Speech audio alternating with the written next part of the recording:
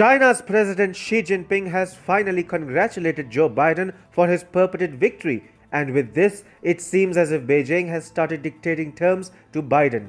Chinese Communist Party mouthpiece Global Times has written an editorial virtually directing Joe Biden to have an Asia-Pacific policy instead of an Indo-Pacific policy.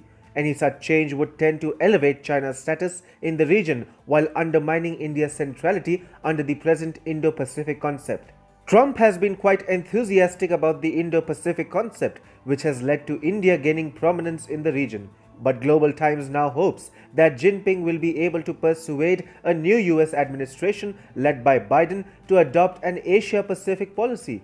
The CCP mouthpiece stated the Biden team should abandon Trump's reckless pursuit of the Indo-Pacific strategy, which runs counter to regional realities. They should stop stirring up the region with the concept of the Indo-Pacific. China will hugely benefit from an Asia-Pacific policy and the replacement of the Indo-Pacific concept in the American narrative. First of all, it will help China escape a growing sentiment in favor of isolating Beijing in the Indo-Pacific region. And secondly, any deviation from the Indo-Pacific concept would undermine the role of Quad, a strategic forum comprising Australia, India, Japan and the US, to contain China in the Indo-Pacific. Usually, the Global Times editorial might have seemed absurd, but consider this. The CCP mouthpiece sought to advise a change in the US policy only after Biden nominated his cabinet picks.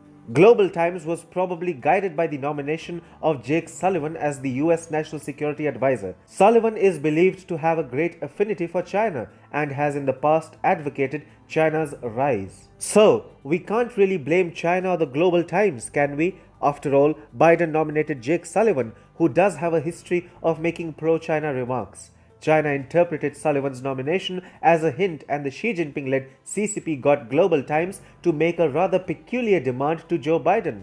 Global Times seems to think that it understands Biden's worldview. The CCP mouthpiece stated, a binary system in the Asia-Pacific region between China and the US is certainly not welcome and will encounter opposition and barriers.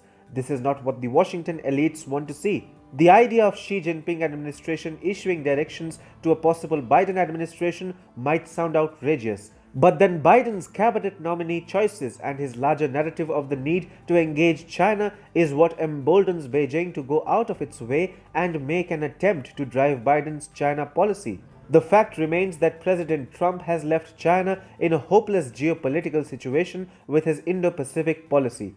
Beijing needs something to cling on in the background of an extremely hostile regional alliance taking shape in the Indo-Pacific.